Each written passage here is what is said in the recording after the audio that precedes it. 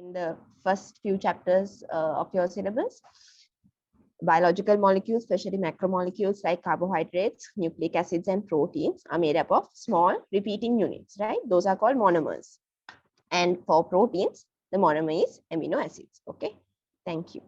Right. Then when we look at the content of the webinar that we are going to be covering today, we'll do a brief description about what are proteins, DNA, and RNA. I'm sure you all know this by now, but just a brief look at it because you need to be very clear about what they are and what are the differences, because we will be talking about all these three in detail in this process of protein synthesis. Okay.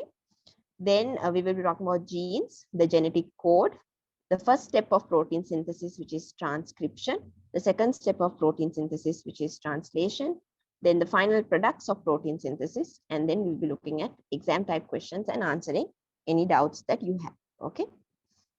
Okay. So when we come to proteins, they are macromolecules. Okay. And they are one of the important biological molecules found in our bodies as well as in nature. And 25 amino acids have been identified as found in proteins. Okay, so you know, like you answered a little while ago, proteins are made up of amino acids. So proteins, although being complex, they are all made up of amino acids only, and they are all the type of proteins existing are made up of, have been discovered to be made up of only 25 amino acids. So this pattern of amino acids is different. The number of amino acids present in a protein is varying, and there's a large variation that is given by these amino acids, which gives the proteins. Okay. And then in your chapter 2, you have also studied about types of proteins, right? So you know proteins have a primary structure, secondary structure, tertiary, and a quaternary structure as the protein is synthesized and its complexity increases, right? So today we will be mainly looking at how this protein is synthesized in a cell, right? That's the main objective of today's webinar, right? Then after this, I want you to look at DNA. Okay, right? So DNA is also something that you are very familiar with. You know, it is our genetic material, right? The term DNA stands for deoxyribonucleic acid. Okay, and DNA is made up of, so it's also a macromolecule. It is made up of monomers, and the monomers are deoxyribonucleotides. Each deoxyribonucleotide of a DNA is composed of three things. Okay, one is this one, a sugar molecule. So if it's DNA, it's deoxyribose. Then you have a phosphate group, and then you have a base. This is a nitrogenous base. This can vary. There are 4 types of bases that are found in DNA. So each deoxyribonucleotide can have any one of these 4 bases.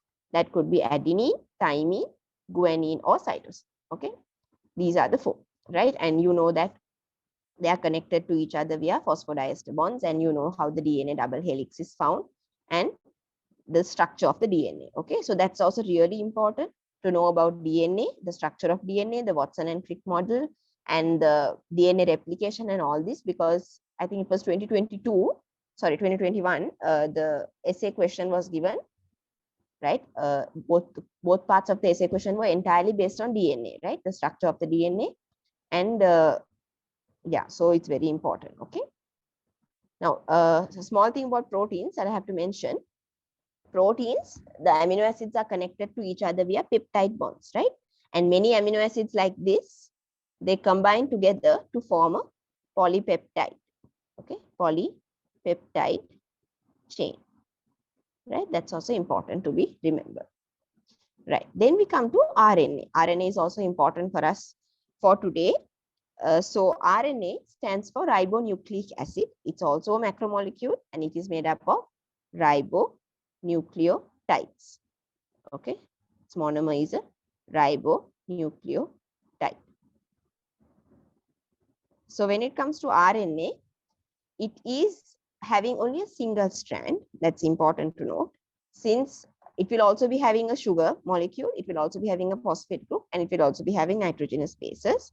And it can have any one of these 4 nitrogenous bases: cytosine, guanine, adenine, and uracil.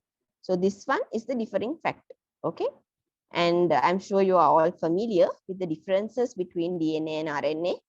But just to recall, I have added a picture. DNA is usually double-stranded. RNA is single-stranded. Okay. Here that is mentioned here. Then DNA has a sugar deoxyribose. RNA has a sugar ribose. Okay. These 3, cytosine, guanine, and adenine, are nitrogenous bases which are common in both DNA and RNA. But the different one is only RNA has uracil and only DNA has thymine. Okay. And if we were to talk about DNA and the way that it is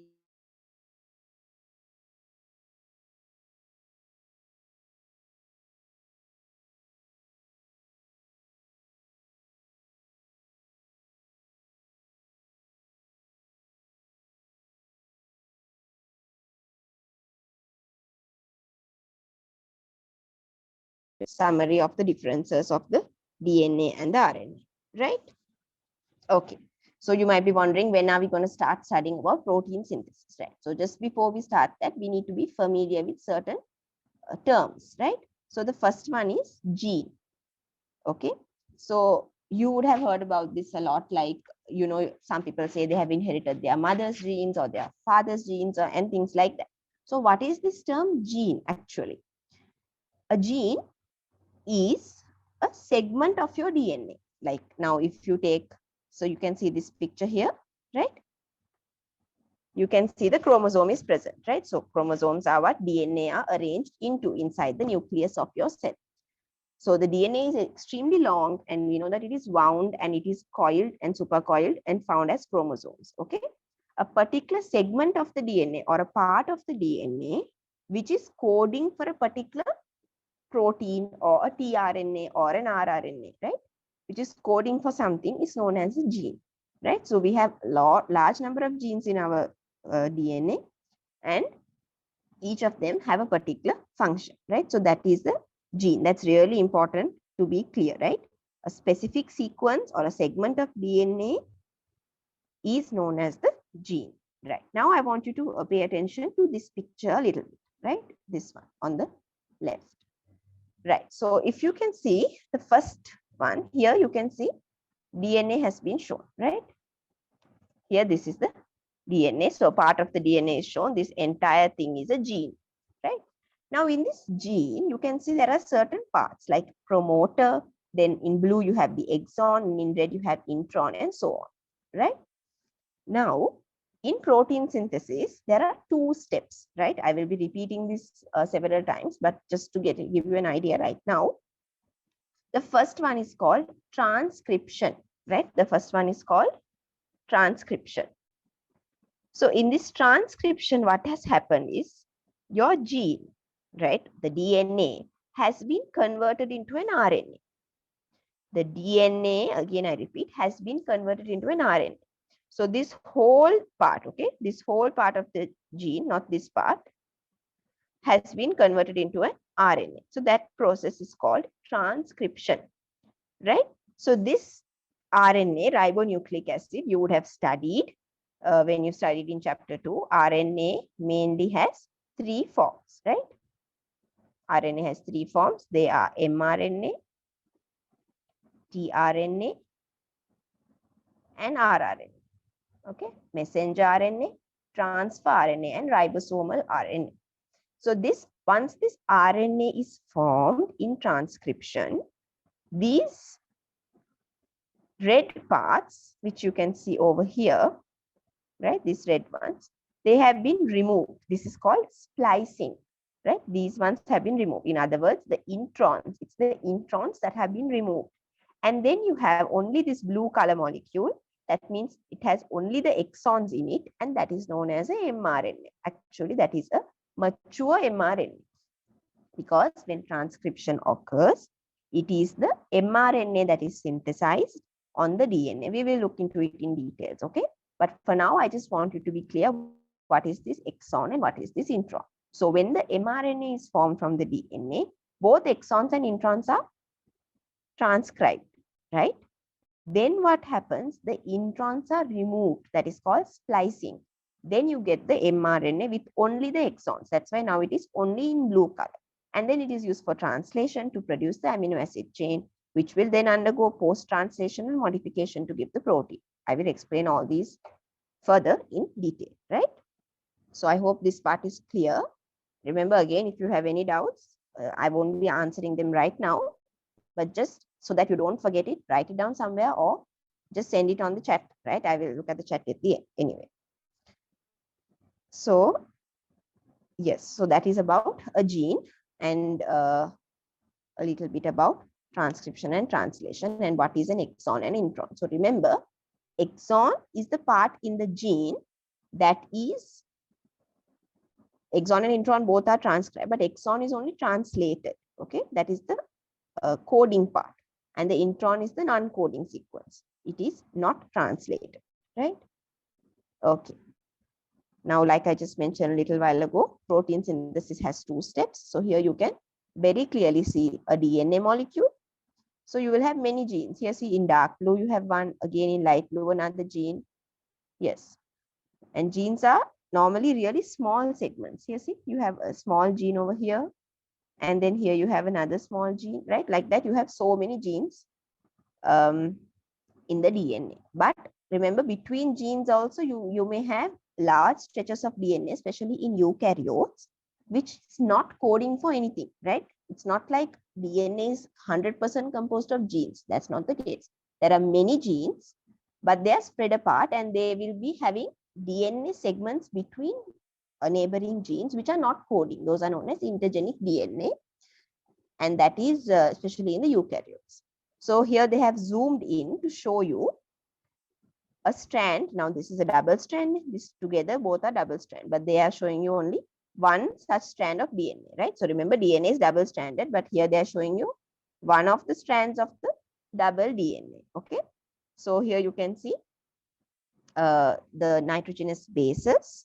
And like I said, this is the first step of of protein synthesis, which is transcription, where they have synthesized an mRNA. So when they synthesize an mRNA, it's very, like I told you earlier, in DNA, you have A and T bonding and C and G. But in the RNA, the nitrogenous bases that are present are only A, C, G, and U, right? So C and G will always be complementary when it will be adenine and uracil. So when mRNA is being synthesized on the DNA template, you can see for every adenine, it's a uracil that has been added. This is a very important thing, okay? CG, anyway, AU. So the moment you have T, you will have A here, okay? Here, if you have A, you have U. That's important. Then once you have your mRNA, next you have translation, right? Which we will look at again, where now here also it's an important point to be noted. The mRNA has been used and they have produced amino acids. Now I want you to look at something really closely, carefully, and understand that your mRNA has been, they have put these brackets, right? For 3 at a time, 3 nucleotides at a time. You can see. So it's like they're saying 3 of this is giving 1 amino acid. Then again 3 give another amino acid, and so on, right? So the process by which mRNA is converted to protein is known as translation. And it's very important that you understand, always each amino acid is coded by a set of 3 nucleotides. Okay.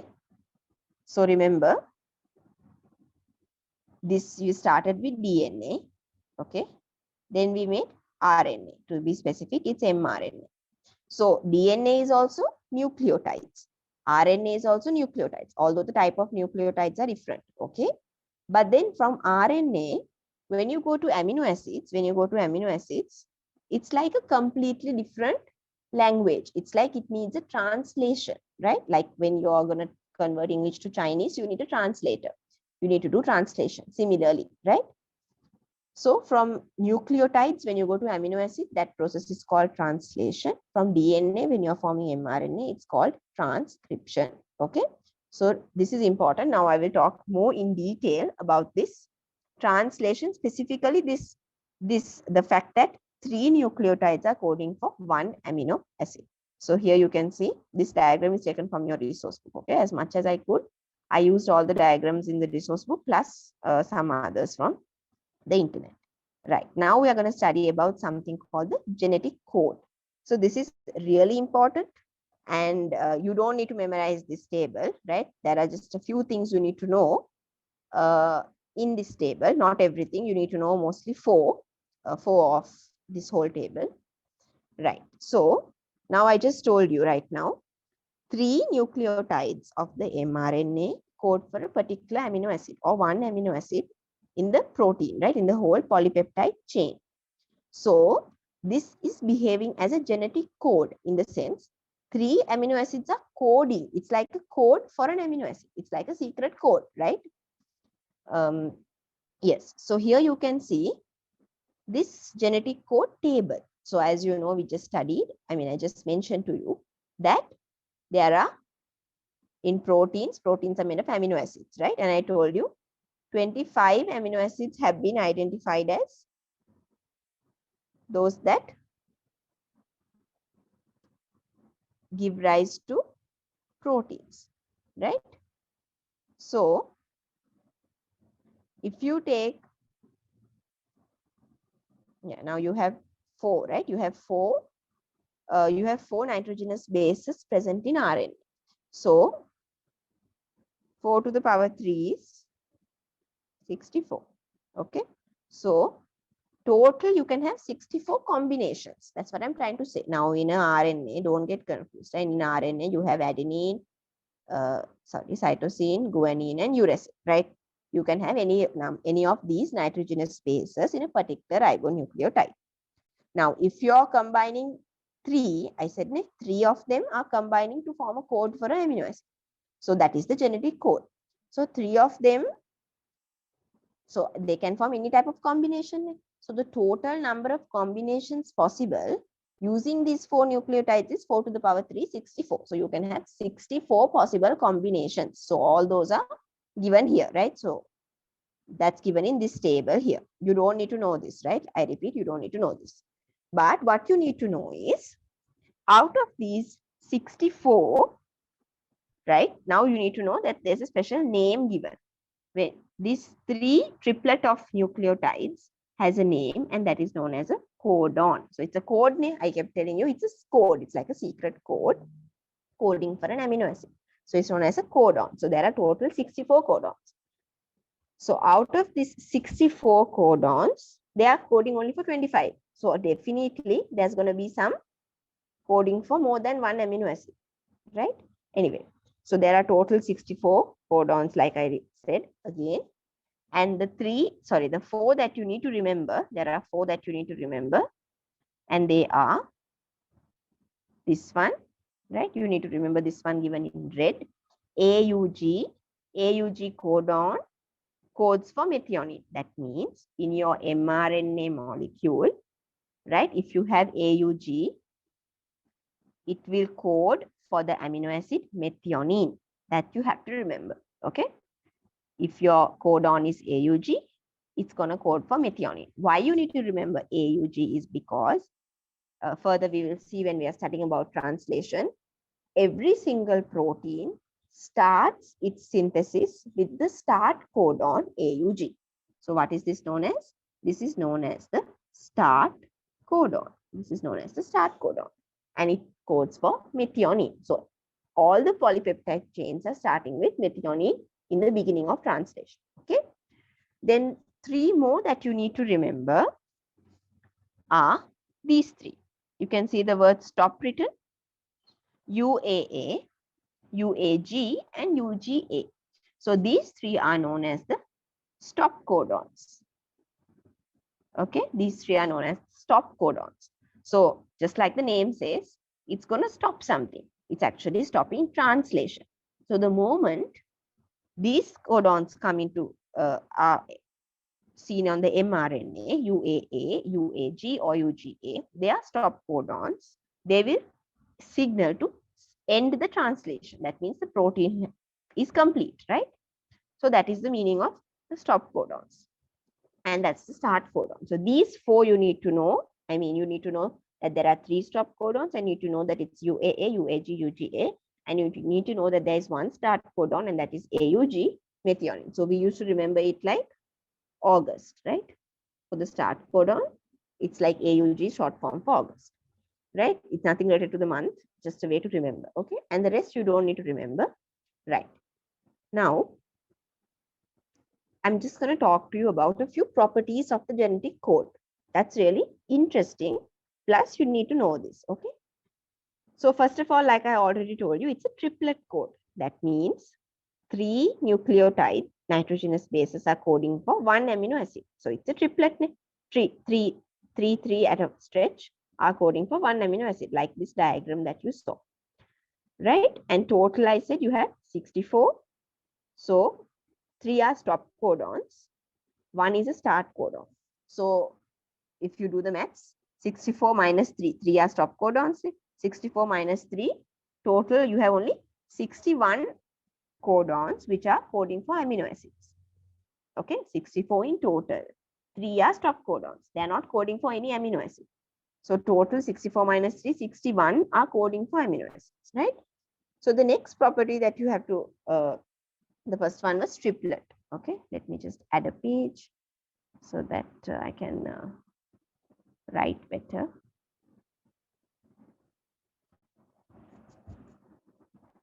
Okay, yeah, so the first thing that I told you was it's a triplet code, right? So the next one, here you can see the list on the slide. Unambiguous. Unambiguous means it's not confusing. That means each codon will code only for 1 amino acid. So for example, like I said, if you have AUG, it will code only for methionine. It will not code for anything else. So even any codon that you take, it will only code for 1 amino acid, right? That's the meaning of unambiguous, right? In any, and yes, the other thing is, yes, in any organism, each codon corresponds to only 1 amino acid. I'll come back to this any organism part, right? The next is code is degenerate. The code is degenerate means there are multiple codons for most amino acids. This is also not confusing, right? It just makes sense. Now I told you in a total you have 64, right? What do you have? 64 codons. But what happened? 3 are stop codons. So how many do you have for the amino acids? 61. 61 minus 64 minus 3, 61. So if you have 61 codons, but I told you have only 25 amino acids. So definitely there will be more than 1 codon for a particular amino acid. That is visible here in this diagram. Just see, if you take the amino acid leucine, you have 4. You have 4 codons for leucine. Understand? You don't need to know all these codons. I'm just giving you what it means, what the word degenerate means. Okay, the codons are degenerate. For most of them, you have more than 1 amino acid. Sorry, more than 1 codon for a particular amino acid. Right? If you have a doubt, just drop it in the chat box. I'll answer later. Right? So remember, there are two different things. The first thing I said was unambiguous. That means one codon will code only for 1 amino acid. But there can be many codons for a particular amino acid. Okay. Next is universal.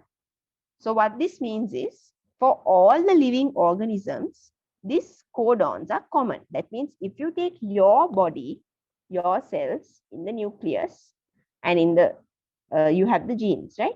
From the genes, you're going to make mRNA, and that will have the codons, and that will be used to synthesize protein. But even if you take any other animal, let's say a cat, the same codon will be coding for the same amino acid. So it has been even seen in bacteria. So all living organisms, irrespective of what they are, the genetic code is universal. That means in any organism, if you take AUG, for example, AUG will code for methionine in any organism, right? That's very important. It's universal, right? Next one, there is no punctuation. What that means is when the, here see, when the mRNA is being read to make the protein, right? They will always be read 3 at a time. There won't be any gaps. There won't be any full stops or anything like that. It will always be read one after the other in triplet, right? 3 at a time, one after the other, coding for one amino acid. There won't be any breaks, right? That's what they mean, right? So it's not, there's no punctuation between the three nucleotides. Next one, it's non-overlapping. That's also really important. They do not overlap with each other. So what that means is, now just see this diagram. I said these three are for this one. Now, the next one, you will start from the next three. You're not going to have overlapping. Now, overlapping means something like you take this G and this U, you know, there won't be anything like that. It will always be 3 at a time without any overlapping, right? Because if you, there shouldn't be any overlapping, because obviously if there is any overlapping, then there will be a different amino acid that will be coded, right? So that does not happen. There is no overlapping when the codons are being read. So those are the main properties: degenerate, unambiguous, universal, no punctuation, non-overlapping, and the triplet code, right? I mentioned that. So I hope this is clear. This is really important and it's really simple, but you need to understand it, okay? And you need to know the stop codons and the start code. Okay. Okay, then, yes, coming back to this diagram. Yes, now we're gonna like get into the actual, the depth of protein synthesis, because now I have briefed you on proteins, DNA, RNA, the differences of DNA and RNA, what is meant by a gene, what is meant by introns, exons, and then we saw what is this genetic code, what is codon, all these things I have explained to you, right? Now we are coming to the main steps, step by step, that we will be studying about.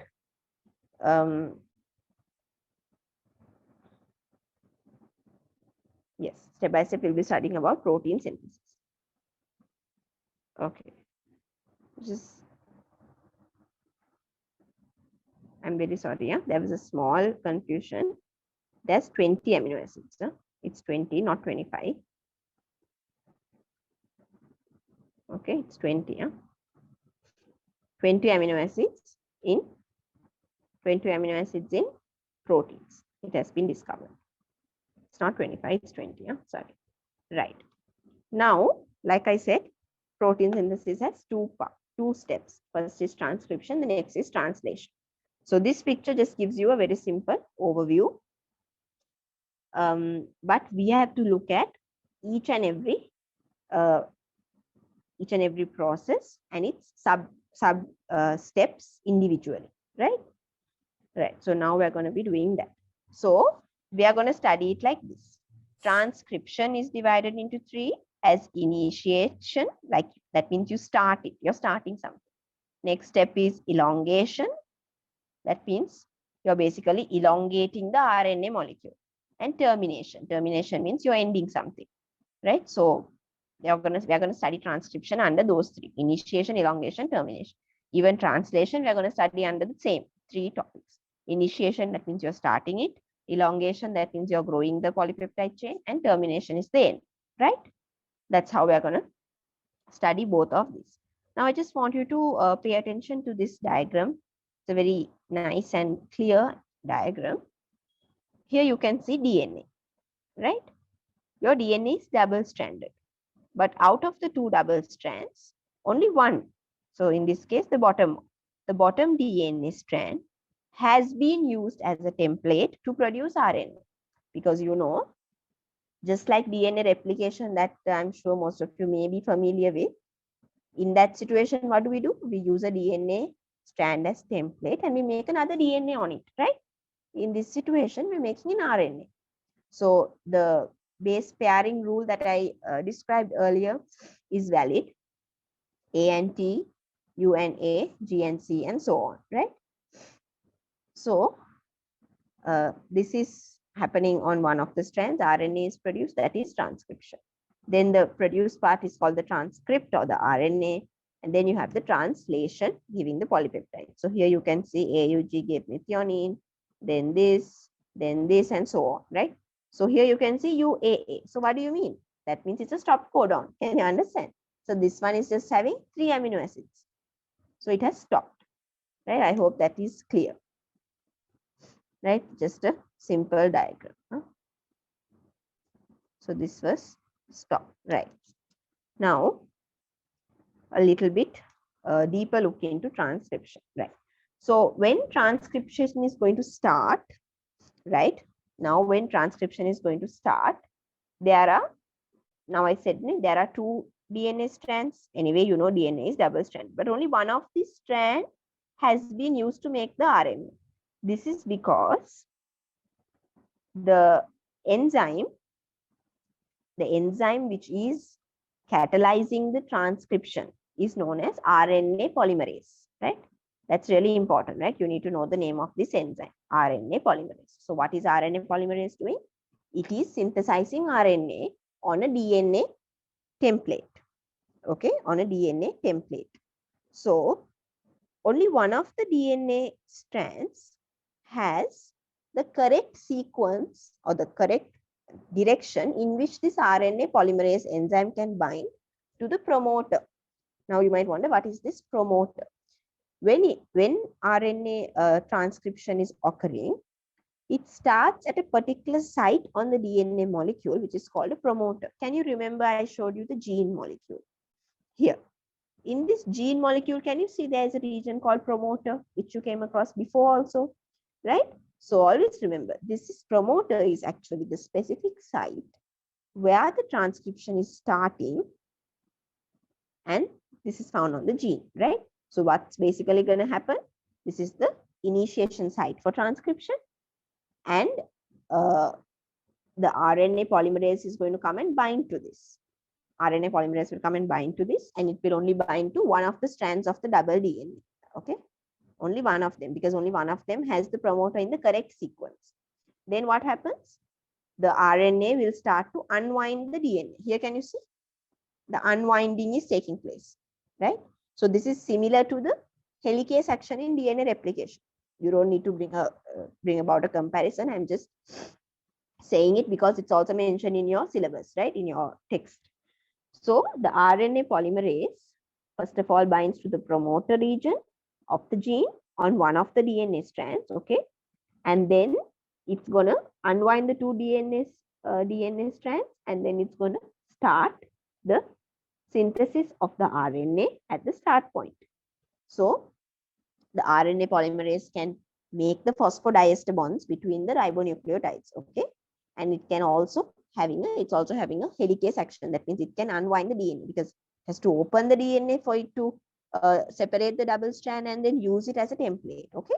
So this is the direction that it is going.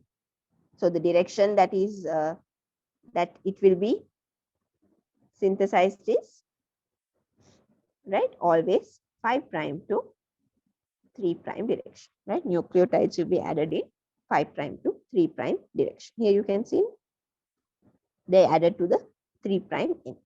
So that is the transcription. So here you can just see clearly, this is the template strand, the bottom one. This is the coding strand. Here it was unwinding because this way it's going. Here the rewinding is taking place because that part is done. They no longer need that. So it's again going back to its normal double helix structure.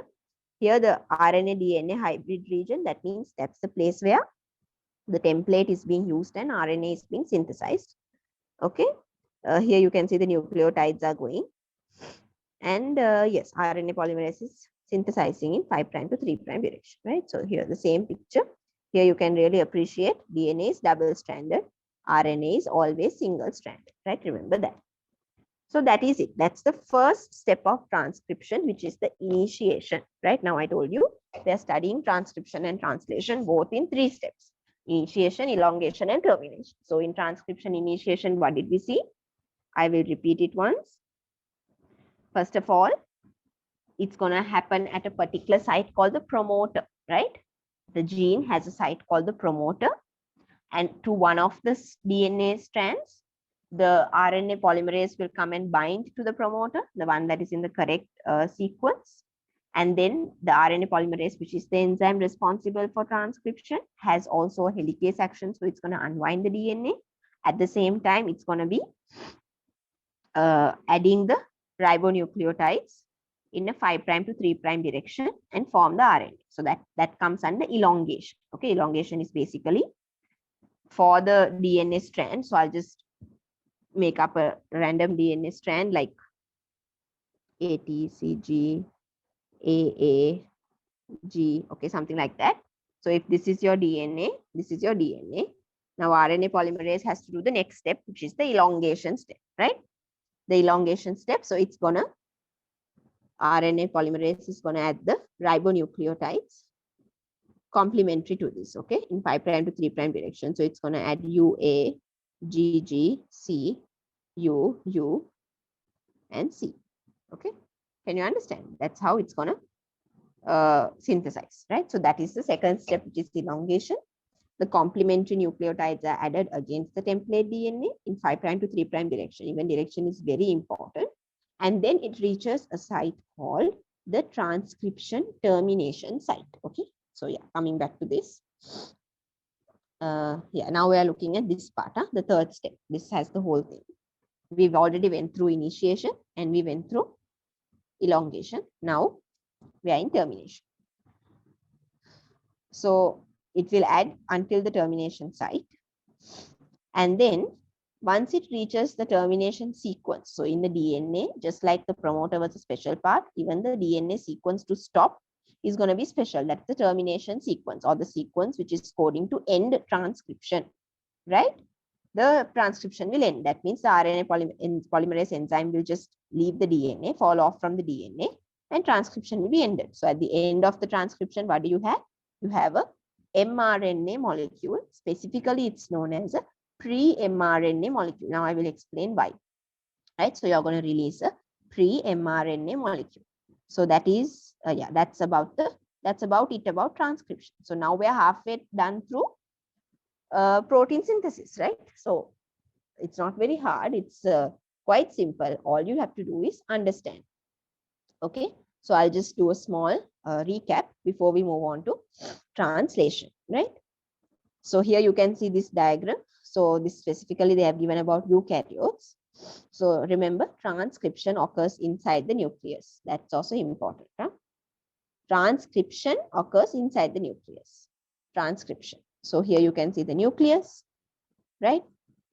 Here you can appreciate this is the DNA molecule. This pink color shadow-like thing, that's the RNA polymerase. Okay, RNA polymerase is the pink shadow, right? The enzyme. So inside the nucleus, see the first step is initiation, right? The RNA polymerase has recognized the promoter, which is the start of the gene. Then it has separated the DNA into single strands, and then it can be read in 3' to 5' direction. Don't get confused. The DNA strand is read in 3' to 5', but the RNA synthesized 5' to 3'. It's understood, ne? You know how it works. For the RNA to be made in 5' to 3', this way, the DNA should be going like this, ne? You know that, right? The way that the strands work. Okay. So yeah, don't remember it like that. Just remember RNA polymerase always synthesizes in the 5' to 3' direction. That's easy. Ne? Next one is elongation. So the nucleotides are quickly paired with the complementary bases, like I told you. It's moving in 5' to 3' direction, and pre-mRNA does not have thymine. It will have uracil as a complementary base for adenine. That's the main difference with the DNA and the RNA. Then in the termination, once the RNA polymerase reaches the terminator, it will signal the RNA polymerase to stop and it will get released from the DNA. Then, so if the RNA polymerase is removed, anyway, we know DNA will go back to its usual double helix. Okay, it will go back. And what is released at the end of transcription? You have a pre-mRNA molecule inside the nucleus. Then after this, before the translation, right, before we come to the translation, that process that I told you about splicing, can you remember here? That's going to take place. So I'll Again, I'll tell you what happens in this splicing. Now you have a better idea about what is transcription and how this mRNA molecule came into be, right? So now we'll look at this mRNA, right? Okay. So like I said, the gene has both parts, exons and introns, right, between the promoter and the end part. The exons are, always remember, the exons are the parts of the gene which code for the protein, right? So I repeat, exons are parts of the gene which code for protein, right? That's the blue color part. Then the introns are the parts of the genes that do not code for the proteins, right? So it's understandable, exons and introns are opposite. So when we are doing transcription, now just focus carefully on this diagram. When we are doing transcription, what did I say? This whole thing, right? This entire thing has been transcribed. Both the exons and the introns have been transcribed and they are found in the RNA. Specifically, we call this pre-mRNA, right? But now what? When we are making the protein, we don't want these introns. We want to get rid of them. So we are going to do splicing. Splicing means removing or excising the introns, right? This process is also called as mRNA processing. So you have successfully gotten rid of the introns. And then you have only the exons present. And that's your mature mRNA, which will leave your nucleus and enter the cytosol for the translation process to begin. Because translation process occurs in the cytosol. Okay. So exons have a specific function, right? So now we know exons are the ones which are used, which are the parts of the genes coding for protons. The function of introns is not really known. Okay. So I hope this part is very clear. Right. Now we discussed this. Right. Now we're coming to translation, right? So that's the second half of protein synthesis, right? So we just have a little bit more to go about translation. Okay. Now the mRNA has entered the cytosol. So this is important, right? So the most important thing you have to know, one of the differences of transcription and translation is transcription occurs in the nucleus, like I said, but translation occurs in the cytosol. Now mRNA is in the cytosol, translation will be started. Again, I repeat, translation also we are going to be studying in 3 steps: initiation, elongation, and termination. That's how we studied transcription too, right? Initiation, elongation, termination, starting, elongating, and stopping. So this occurs in the cytosol. Now in translation, the things that you need are, now in transcription, what are the things that you needed? Here I write about transcription. What were the things you needed? You needed DNA. Then you needed RNA, the gene, right? Basically, the RNA polymerase enzyme. And then what did you make as a result? You made mRNA.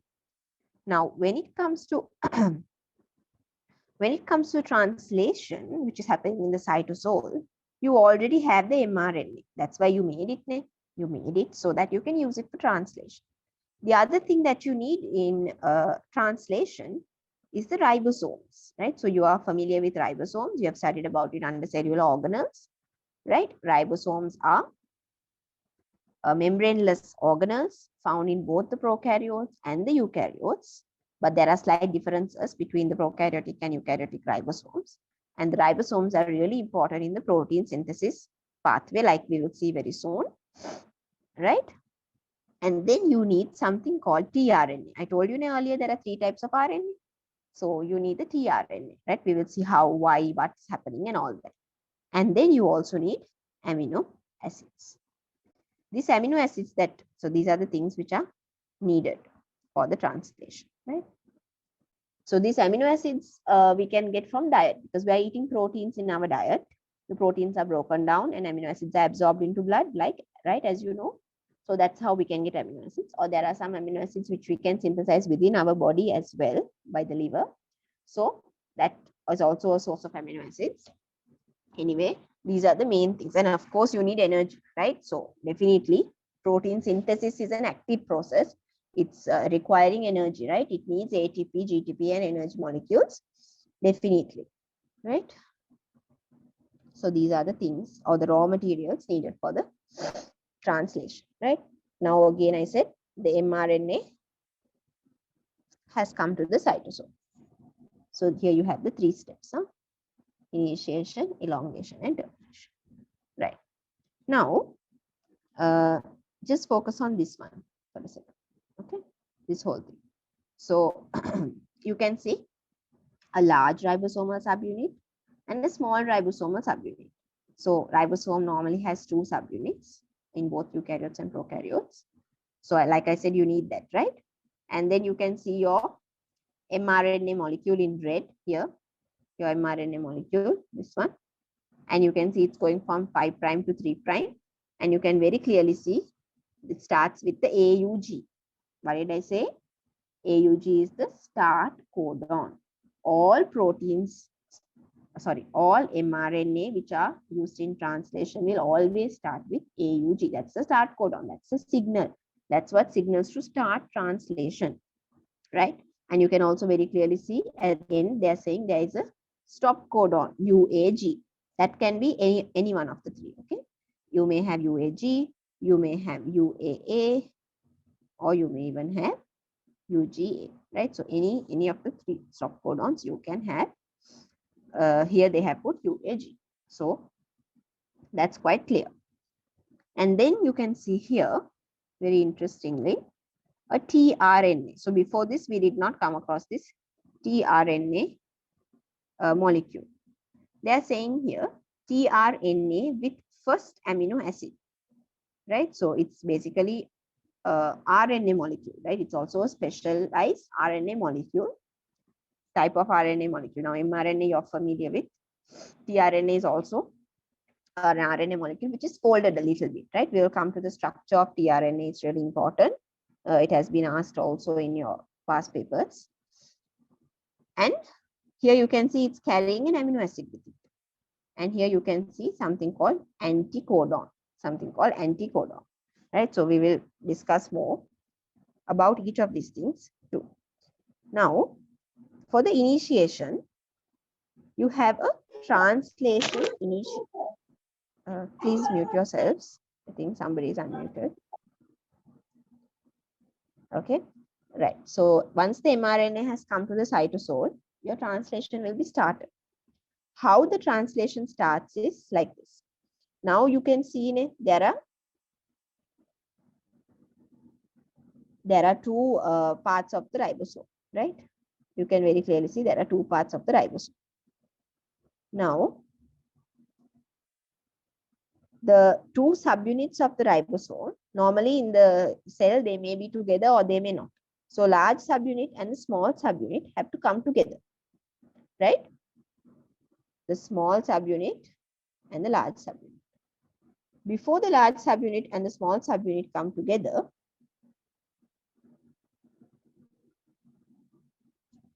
this small subunit of ribosome will attach to the mRNA, okay?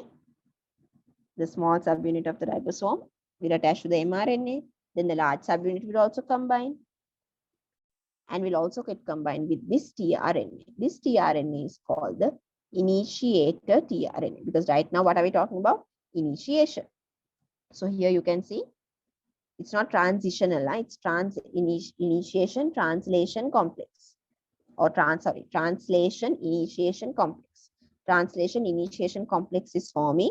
It is composed of small subunit of ribosome, large subunit of ribosome, the mRNA, and the initiator tRNA. The initiator tRNA, transfer RNA. Okay, those are the 4 things which bears the first amino acid, and the first amino acid will obviously be methionine. Can you remember? Because the start codon, like I said over here, you can see The start codon on your mRNA is AUG. So this start codon, okay, I'll just clarify to you what is this anticodon also, right? This anticodon is what is used to identify the codon on the mRNA, because now just when the mRNA consisting of so many codons goes to the cytosol, the amino acid doesn't know which which place that it has to go to, but this RNA molecule called TRNA molecule is like a 3-pin plug basically, right? It's like an adapter molecule. What it does is it has an anticodon. So using its anticodon, it will identify the codons. So for example, start codon is identified by the initiator tRNA, because this is AUG, it will be UAC, like it will be complementary to that, right? So it will be complementary to that. That's why it's called anticodon to the codon, right? And it will bring the first amino acid, which is coded by AUG, methionine. Okay, so that is a part of the translation initiation complex. So here that's what it says.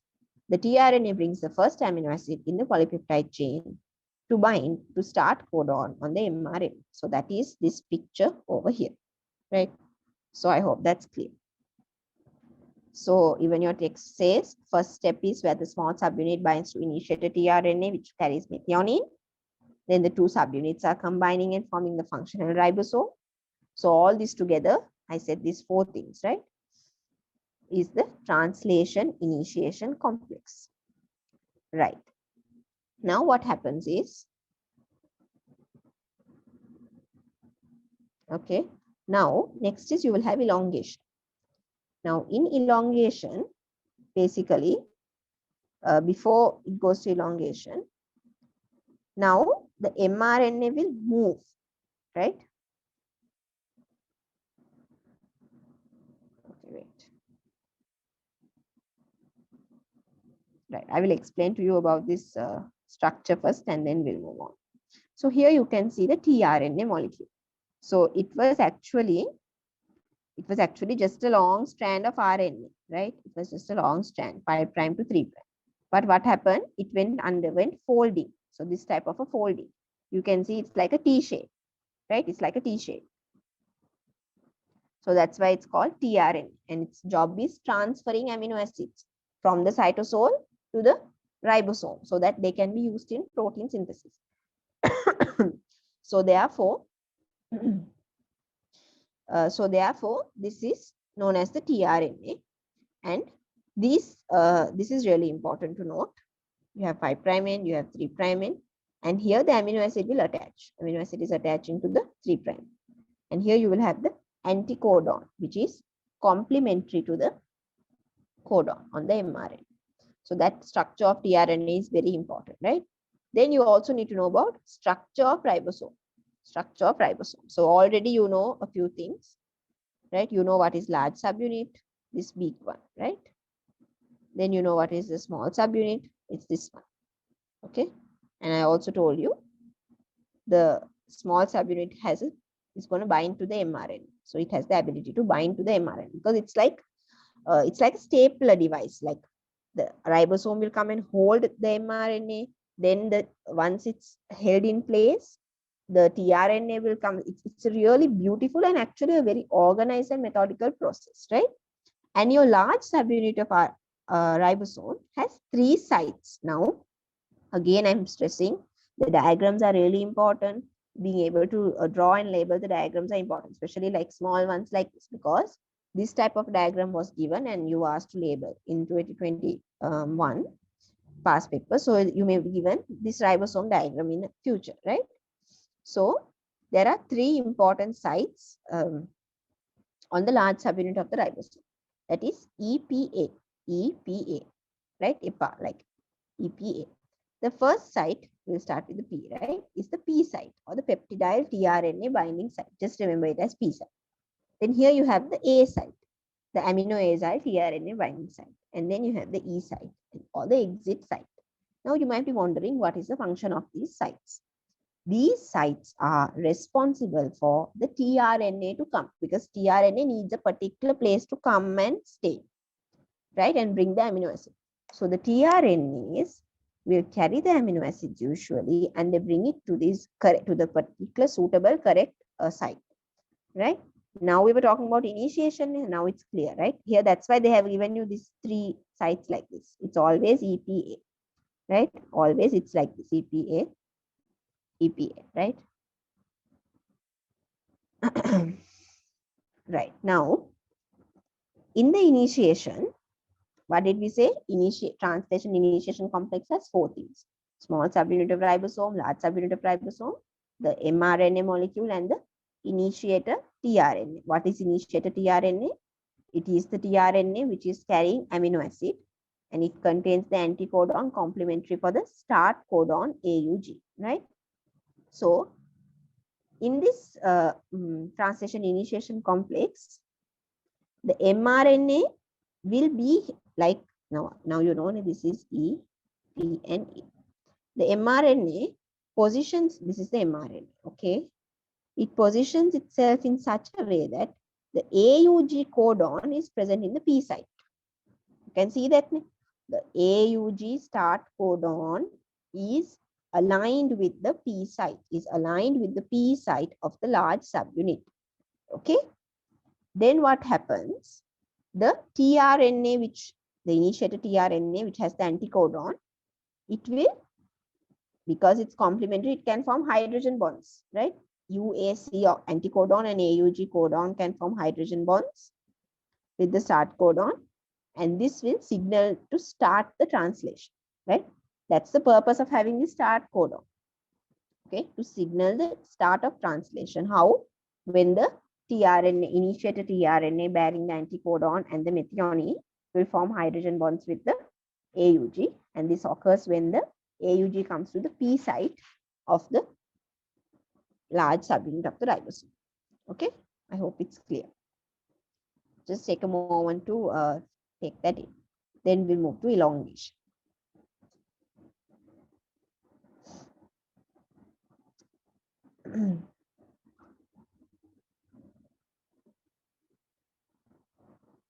Right.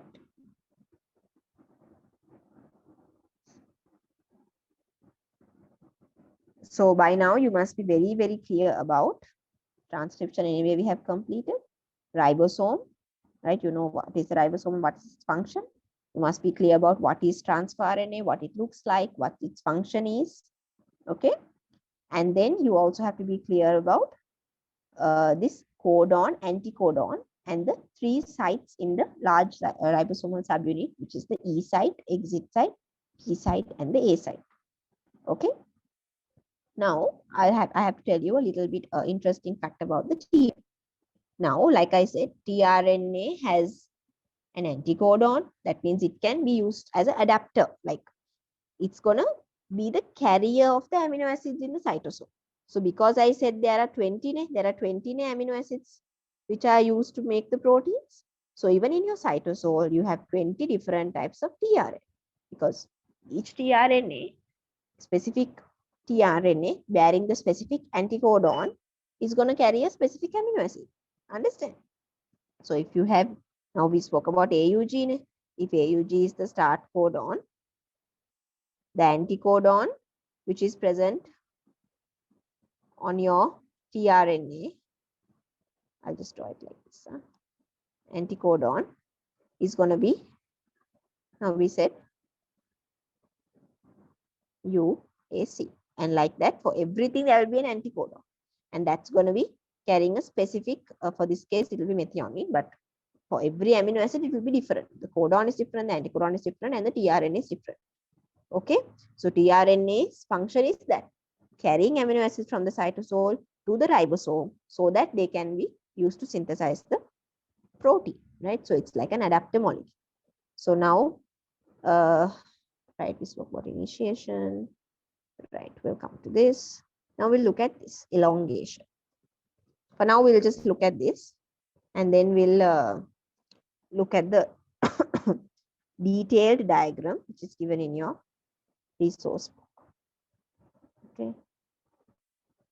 Here in the elongation, what's happening?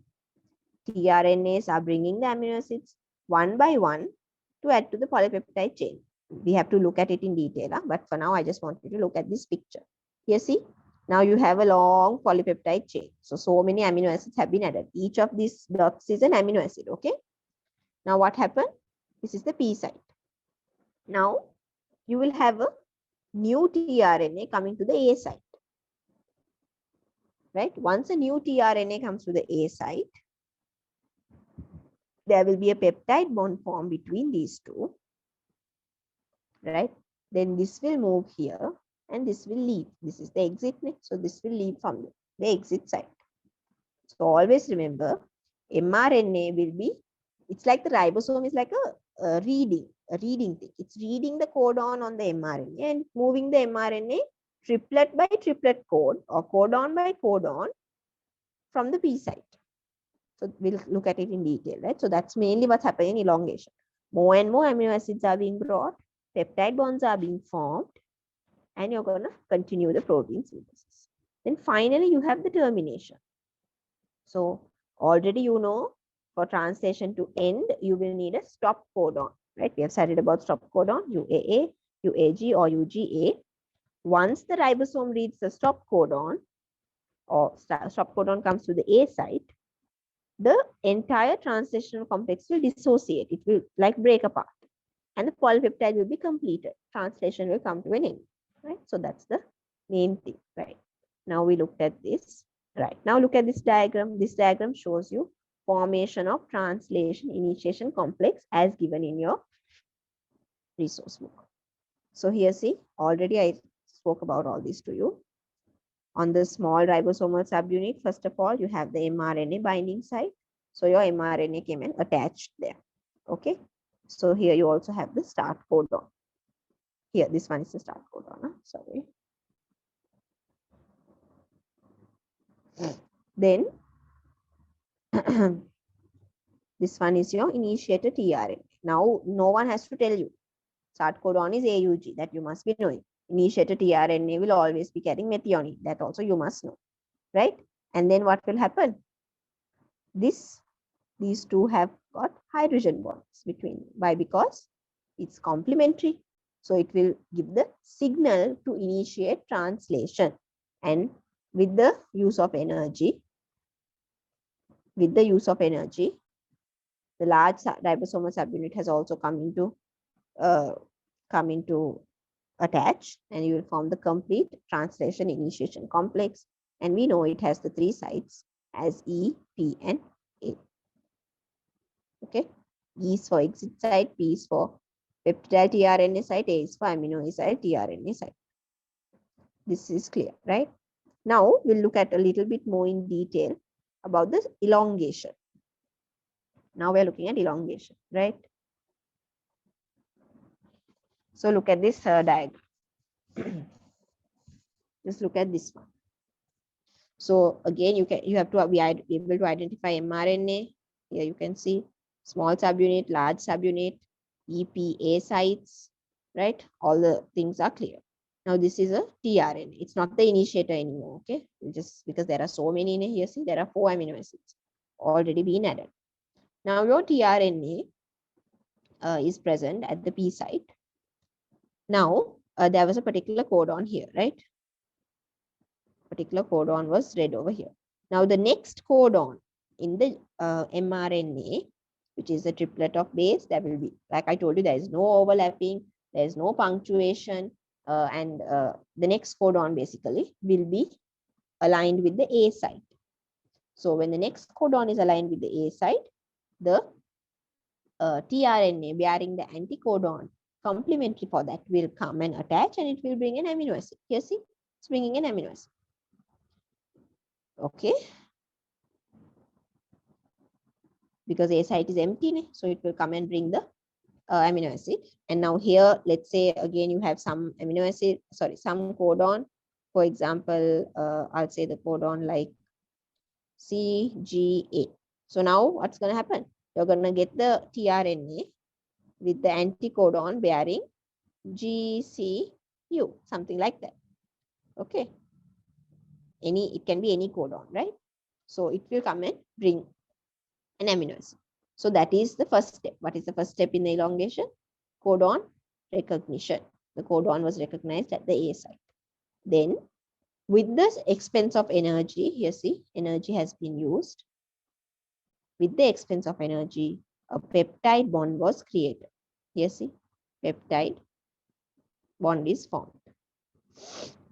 Okay, peptide bond has been formed. This peptide bond is actually formed between the carboxyl group. Okay, it's the this side will be the carboxyl group of the amino acid.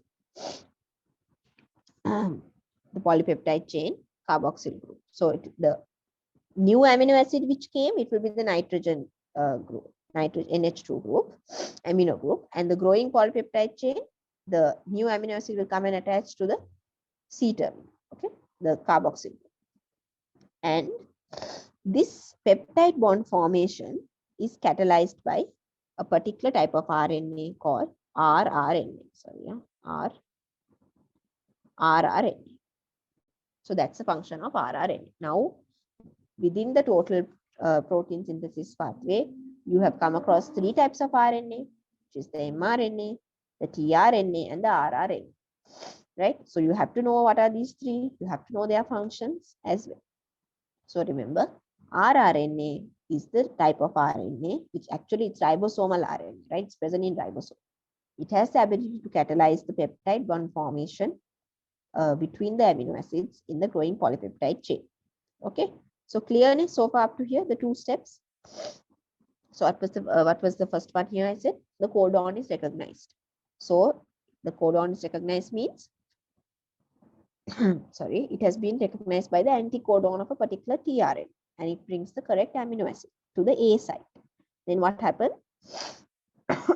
Sorry, with the expense of energy, the peptide bond is formed between the growing polypeptide chain and the new amino acid, and that peptide bond is formed between at the carboxyl end, okay, of the chain, and that peptide bond formation is catalyzed by rRNA. Okay, now we finish 2 things. Then the third one is the translocation. What do you mean by translocation? It's like a movement. So mRNA, right? The mRNA is what's going to translocate.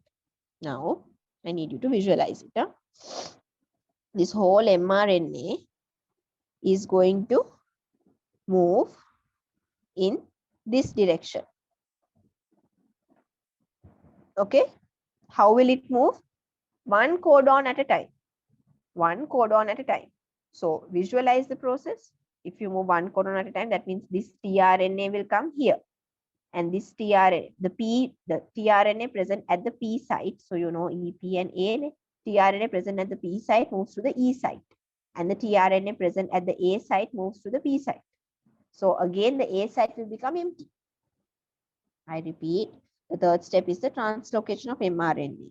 The mRNA will move only by one codon, right? Unidirectional, like this in this case to this side. And the tRNA, which has the growing polypeptide chain, now it was in the A because peptide bond was formed. It's in the A, right? So it will move to P, and the tRNA now, which is empty because that's going to move to the E site. Okay, and once it goes to the E site is the exit site, so it's going to go to the cytosol. It's going to be leaving from there. Okay, that's the translocation. So here see again, translocation also needs energy, right? Translocation needs energy, peptide bond formation needs energy. Then your ribosome is ready for the next amino acid tRNA because this A site is empty. So if it is empty, meaning a new tRNA can come by identifying the codon. So it's basically a continuous cycle process until a stop codon is come across, until they come across a stop codon. So again, energy requirement is there for the elongation, and this is how it occurs. I hope it's very clear. If you have doubts and if you want me to repeat it, just put it in the questions. We'll do it later because we're running out of time. So let's finish this translation. Right, now we're coming to the termination. So we are in the last step of the second step of the protein synthesis. So the last step of translation will obviously be termination. So like I said, when the mRNA is moving, it will always move codon by codon, unidirectionally. So finally, it will align with the A site, it will align with the stop codon, right? You know the stop codons, UAA, UAG, or UG.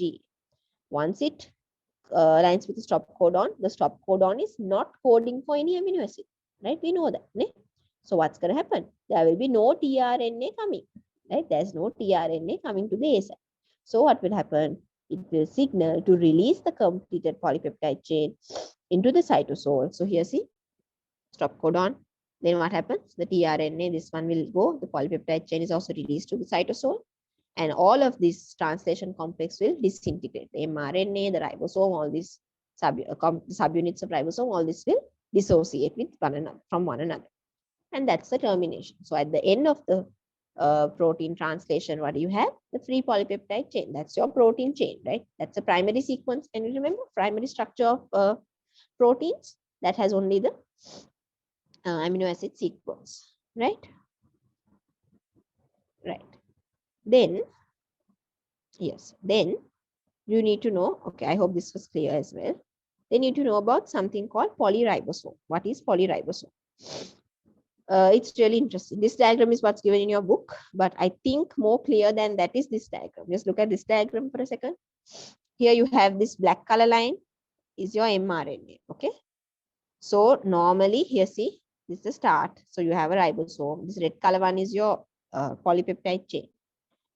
Normally, when you have an mRNA, it's not associated only with only one ribosome, because now you need so many proteins. I mean, the same protein, you need large number of it usually, right? So you will have at certain gaps at the mRNA, you will have many ribosomes attached. Okay. So now this one has made the longest. This is the completed one. So once this makes a longer one, this new one has attached. Like here, new one keeps attaching from this side. So many ribosomes can attach to a particular mRNA at a particular distance away. Okay, right? So number can be attached at one point. This concept, this phenomenon is called the polyribosome, also known as polysome. So this all together they are called polyribosome because there are many ribosomes. Just simple. Polyribosome means many ribosomes. When does this happen? In translation, it happens because you need large number of proteins. When you have an mRNA, it's easier, right, to make like that. When you have one mRNA, once a little bit of the protein is synthesized, a new ribosome will also come and start, right? At certain distance away from one another, so many ribosomes can come and attach to the same mRNA. And this is known as the polyribosome, also called the polysome. So this is increasing the rate of translation. So that's the function of the polyribosome. It increases the rate of the translation. Okay. So that was a small thing that you need to know about. And then, right. So this is the same diagram given in your book. So this is a electron microscopic one. mRNA is present. Here you can see this black, like fat dots. Those are actually the polyribosomes. Here, see. So from the DNA, you have the mRNA, and to that, so many ribosomes are attached. Okay, so this red color line here, now I colored it in blue, just color it in red itself. That's your mRNA. And this brown color, you have so many ribosomes attaching. So remember, these are different genes. These are all different genes. So this will be, this red color one will be, all will be different mRNA. So they will all have different, I mean, they will all have polyribosomes. Right? Please mute yourselves. Right. Please mute yourself. Okay, next one. Something called post-translational modification. Now, like I said, your protein is ready, right? What did your protein look like? Just like this. Here, you see. So we started with the DNA, we did transcription and we got an RNA. Then from translation, we got a protein. So this is your protein. What does your protein look like at the end of translation? Just a sequence of amino acids, right? I told you that's the primary structure of the proteins, isn't it? So your protein, in order for it to become functional, it will undergo modification. So it can become secondary structure by developing hydrogen bonds, you know, right? It can have alpha helix or beta pleated shape. It can go to the tertiary structure by getting even more bonds like hydrophobic interactions, ionic bonds, and others. And then more than one polypeptide can get together and form the quaternary structure, and it can become the functional protein, right? Proteins like hemoglobin and others. At the same time, these proteins, when they are synthesized, it may have a small part of a peptide, which is called a signal peptide. So this signal peptide works to transport this protein, because even though it's produced in the cytosol, this protein may be needed for another place in the cell, right? Maybe the Golgi or the ER or somewhere. So this signal peptide has the ability to transport this protein to the required location. This is known as protein trafficking. So this is an important function of signal peptide. So once the signal peptide job is done, it can be removed. Not only that, protein can undergo many other changes. So you can get lipids attached to it, then you will form lipoprotein. You can get glucose attached to it, and you will form glycoproteins or carbohydrates. You can get with phosphorylated and form phosphorylated protein. So this is just a small diagram. Here, see, you can have so many molecules getting attached to the proteins, right? Just I wanted to give you an overview. So it becomes much more complex, because all the proteins that are not just simple primary structure proteins in your body, right? They are much more complex. They will have many attachments to it. They may have different structures and so on. So that's the main final, end destination of the protein. And then in our body, another thing you need to know is about the rate of synthesis of protein. Now, for example, obviously, when a child is growing, they need to produce more and more protein because they are growing, right? So in those situations, the rate of synthesis of protein is increased. At the same time, there are certain situations where protein's degradation or breakdown is also increased.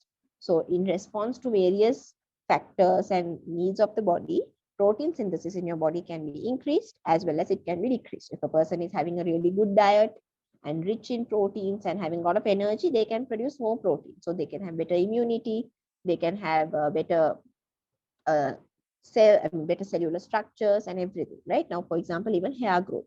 If your diet is good, then your hair growth and hair will be healthy, right? Your skin will be healthy. But if your diet is poor and if a person is malnourished, then obviously they're going to be not having really good quality skin or hair, and even they will be having more infections and they can get sick more often because their protein synthesis is affected. Okay, so that's just a small thing. Yeah, so now we have to watch a video. Before that, let me check if I just covered everything. Okay, so state a major function of signal peptides present in certain polypeptides. So it is protein trafficking. Okay, you can also say transporting proteins in the cell or something like that. Identify the molecule given in the diagram. So you can see it's TRNA, right? TRNA. And label the parts given as P and Q. So Q is anti-codon and P is the amino acid attachment site. Okay. Proteins form the secondary structure due to disulfide bonds. No, it occurs due to hydrogen bonds. Made up of 26. No, it's 20. Composed of carbon, hydrogen, oxygen.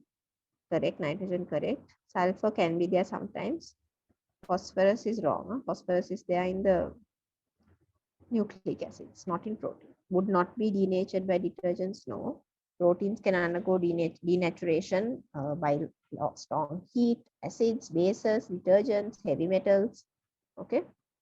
Contributes to transport. Yes. So, for example, hemoglobin in our blood is a protein transporting oxygen. So, answer is number 5. Right. Then next one. So this one says translation of eukaryotes differs from prokaryotes because it does not start before transcription is terminated. That is true. Occurs in nucleus? No, because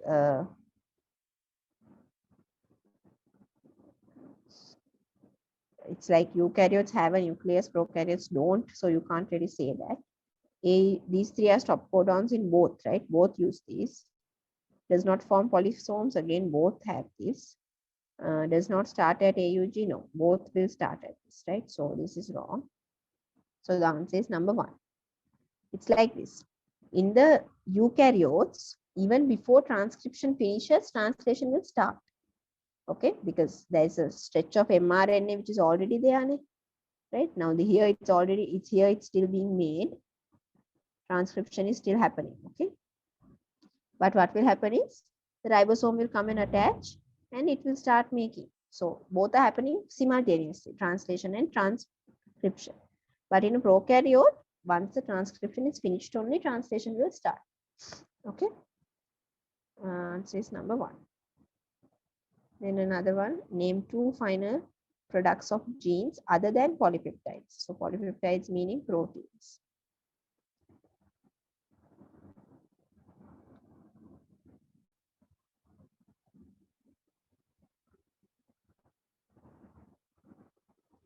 So it's the tRNA and the rRNA.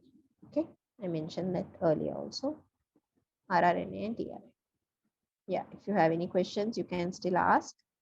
And that's the end. Okay.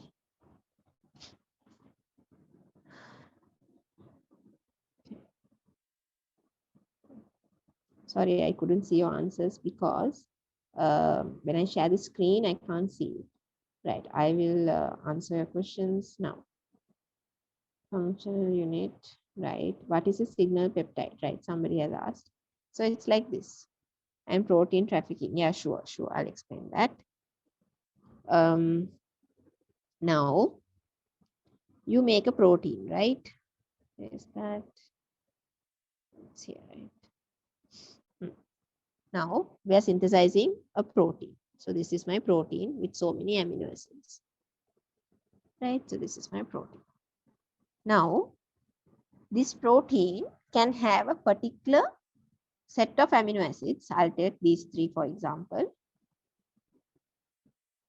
which function as a signal peptide. So what's their function is to give a signal. Their function is to give a signal. What is the signal they are giving? They are giving the signal to transport this protein from the place where it is synthesized to another place in the cell. For example, maybe this protein has to go to the cell membrane. Maybe this protein is supposed to go to the endoplasmic reticulum. Maybe this protein's destination is Golgi or somewhere else. So this protein will have a particular group of amino acids, not the whole protein, just a small part, called a signal peptide. So this signal peptide, what is it doing? Its function is to transport this protein within the cell, right? Its function is to transport this protein within the cell. So this process of transporting the protein within the cell is called protein trafficking. Okay. So once the protein trafficking is done, now let's say here it was in the cytosol. Let's say that because of the signal peptide, we move this protein to the cell membrane. That's where its destination. So once it goes to the cell membrane, now the function of the signal peptide is over, right? Because it did its function. Its function was protein trafficking. Then the signal peptide can be removed because its function is done. Understood? So that's the meaning of signal peptide and that's the meaning of protein trafficking. Okay. Can protein be considered as a final product? Yes, definitely protein is a final product. But in that question, when they ask you 2 final products other than polypeptide, you can't say protein. Because polypeptide means protein. It's another word for protein, right? So protein or polypeptide is a end product of genes. Final product, tRNA and rRNA. All these three are final products. Okay. Okay, you're welcome. If you have any doubts other than that on this topic, maybe something from your resource, because I use the resource book, I used its diagrams and its text, but I didn't like go as A, B, C and word to word from it, get it? Because that would be extremely time consuming. So I just wanted to give you a good idea about the process. Yeah, and because it's involves a lot of understanding more than anything else. If you have anything else you want to ask about biology or about studying or about anything, you can ask. We have time till 10.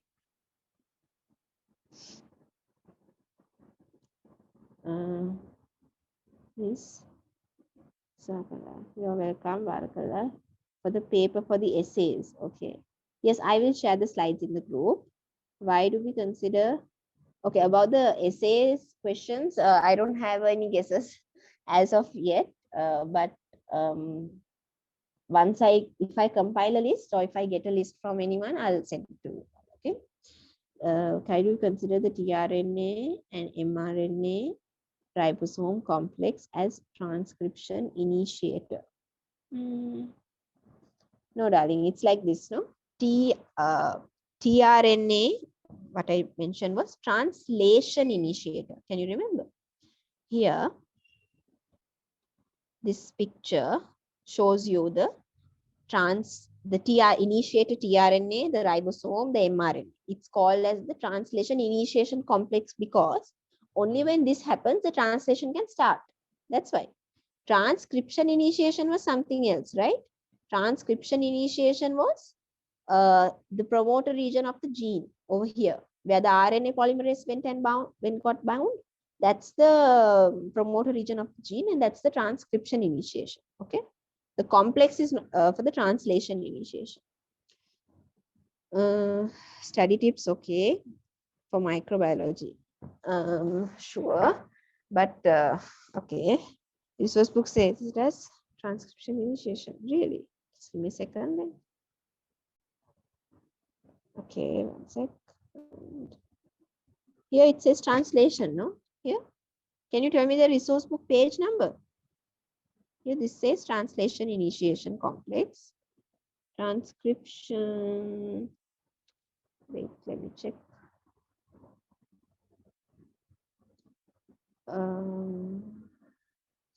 I'm checking, okay. Transcription.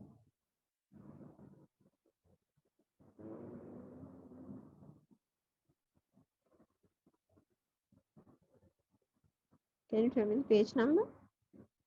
Page 19. Okay, 17, 15, and 19.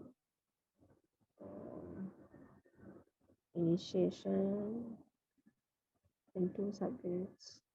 No, it says translation in my book. Maybe mRNA until the.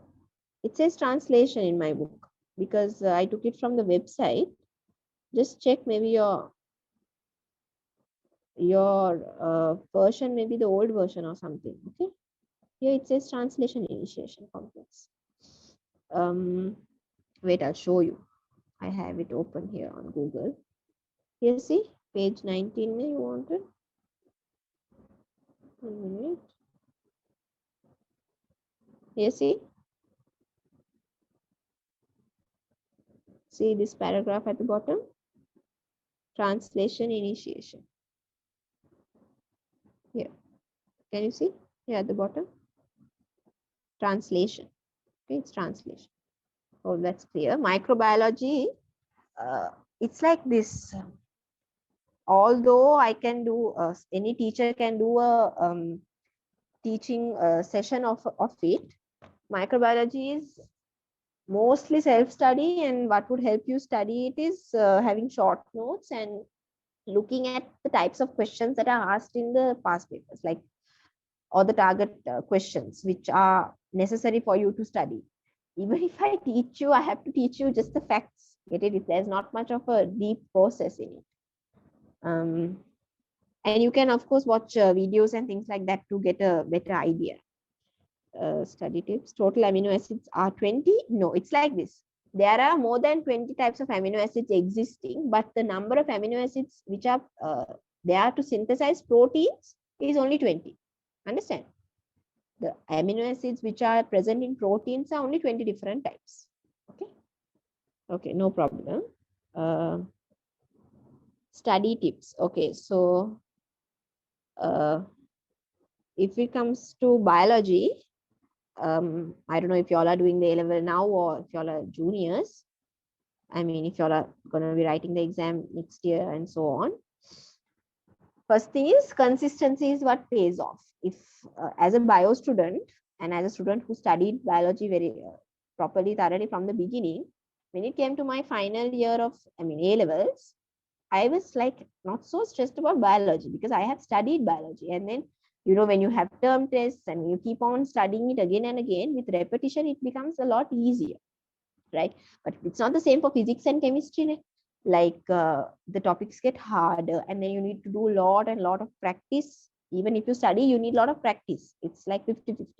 But biology, you need practice, but it's like 30-70. Like if you have your theory knowledge well, and if you've studied well, then it's good. So even now, especially, yeah, you have a little less time, but study it now. If you're studying for your A levels, if you have things that you have never studied at all, then try to study them at least once, because if it comes for a structured essay or an essay, then you're going to lose a lot of marks, right? Then you studying, let's say chapter 2 or chapter 5 or something perfectly from A to Z. It's okay if you know like 60% of it, and you also know 60% of another chapter, because even your essay topics, they are going to distribute it from all the chapters. Have you noticed? Even your structured essay is the same, even your MCQ is the same. And right now, if you're going to face the exam in less than 2 weeks, you have to keep doing past papers. I mean, the relevant past papers only, and then of course go for predicted questions and things like that. But for the ones who are still juniors, make sure you have a proper consistent studying habit. So at least twice a week you can study biology. If you're going for a class, or if you have school, but you're studying from school, you study it. You study every 2 to 3 days, and then again you study it. Because when you do it in small chunks, it's very easy. If you keep it like this huge unstudied thing which you keep at the last minute to finish, then you're just going to get fed up, and you're going to get too stressed, and it's hard for you to take it in. But if you study it in small chunks, it's easy. And you also have to study like understanding. So YouTube helps a lot, especially videos, descriptive videos, and study it like you are teaching someone. You can, study a part, and like if you are studying this, you can teach this to your friend. Your friend can study DNA replication and teach it to you, and things like that. I was not a very big short note person, but for some things I would make short note, like differences of uh, certain things. And yeah, that's the main thing. Repetition is key. Like the more you repeat, the more you read again and again, the more you get familiarized with the new terms. That's how much more it's going to get stuck in your head. And even wallpapers are really good in biology. So like now if it's protein synthesis, you can just make a flow chart of all the things that happen, and you can paste it on the wall. Then before you go to bed, or before you leave your home, or when you're tired of doing something, you can just look at what you have drawn or what you have written on the wall, and just read it once, and then again recall it. So when you do that every day, it stays in your head, because then you have a visual memory as well, right? Yeah, other than that, everyone studies in a different way. That's all that I can say. Yeah, any other questions?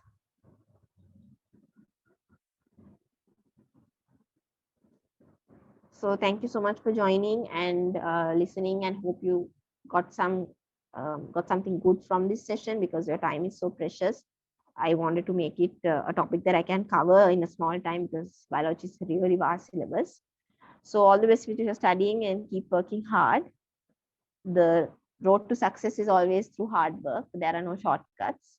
And yeah, when you get the result that you wish, you will feel really happy. All the sacrifices will be worth it. Like we can't even remember that we worked so hard in A levels now that we are in university. But it pays off. It's worth it. Uh, you can do it. Everyone has to work hard, but everyone can do it, right? You're welcome, and all the very best, and take care. And I will share the resources, right? And if I get any essay predicted questions too, I'll share it with you all. Okay, then thank you so much. Good morning, and assalamu alaikum. Okay, bye.